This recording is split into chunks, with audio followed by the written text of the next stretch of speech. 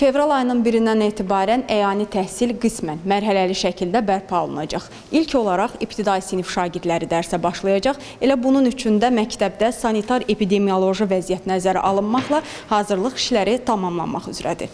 Koronavirusun yoluxma dinamikasında azalma müşahidə edildiyi üçün karantin rejiminə müəyyən yumşalmalar edilib. Uzun müddət sonra bərpa ediləcək əyani təhsilə ilk olaraq ibtidai sinif şagirdləri cəlb olunacaq. Bu qərar aylardır məsafədən distant təhsil alan şagirdləri də sevindirir. Yaxşı ki, məktəb açılır. Mən də darıxmışam məktəb üçün. Uzun müddət onlayn dərs keçirdik. Biz-üzə daha yaxşıdır dərs keçmək. Müəllimimdir, dostlarımla hamısı üçün çox darıxmışdım. Sonra bütün müəllimlər çox darıxmışdım. Məktəb də açıldı, yaxşı oldu da. Dərsləri üzbəyiz keçəcək. Mən çox sevirəm ki, məktəb açıqdır, olacaq. Mən çox darıxdım müəllimə üçün. Əyani təhsilin mərhələli bərpası məktəblərin pedaqoji kollektivinin də ürəyincədir. 202 saylı məktəbin direktoru Arzu Süleymanova deyir ki, artıq təhsil müəssisələrində siniflərin dezinfeksiya edilməsinə başlanılıb. İlk olaraq 1-ci, 4-cü siniflər, eyni zamanda məktəbə hazırlıq qrupları əyani dərsə qoşulacaq.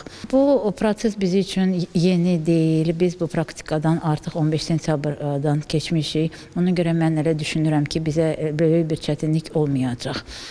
Məktəbdə təbii ki, hazırlıq işləri görülür, siniflər hazırlanır, təmizlik işləri aparılır. Maskadan istifadə edəcək mütləq şərtdir. Havalandırma mexanizmi yəni ki, mövcuddur bizdə.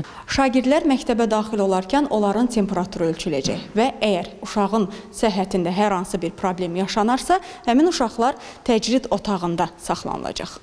Təcrid otağında həmin şagirdlərə ilkin tibbi yardım göstərilməsi üçün lazımi şərait də yaradılıb. Tənəffüslər isə klassik qaydada olmayacaq. Sıxlığın yaranmaması üçün şagirdlər asudə vaxtlarını dəhlizdə deyil, sinif otaqlarında keçirəcəklər. Şagirdlər dəhlizlərə çıxmayacaq, öz sinif otaqlarında keçiriləcək vaxtın, boş vaxtdan.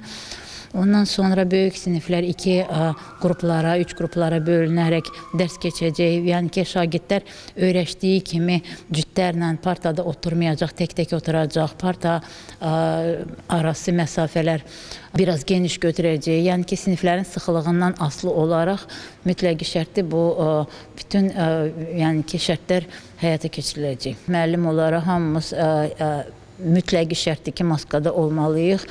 Hətta bizim yəni ki, şərtimizdən biri odur ki, qoruyucu sipərlərdən də istifadə eləyəcək. Amma balaca uşaqların yəni ki, maskasız da otura bilərlər. Ona görə ki, onların yəni ki, davamlı şəkildə maskada oturmağa yəqin ki, hansısa bir sağlamlığa ziyan ola bilər. Əyani tədris həftədə 3 dəfə keçiriləcək. Qalan günlər isə şagirdlər distant təhsili davam etdirəcəklər. Koronavirusa qarşı vaksinasiyaya isə müəllimlər də cəlb olunacaq. İlkin olaraq yaşı 50-dən yuxarı olan müəllimlərin vaksinasiya olunması tövsiyə edilir.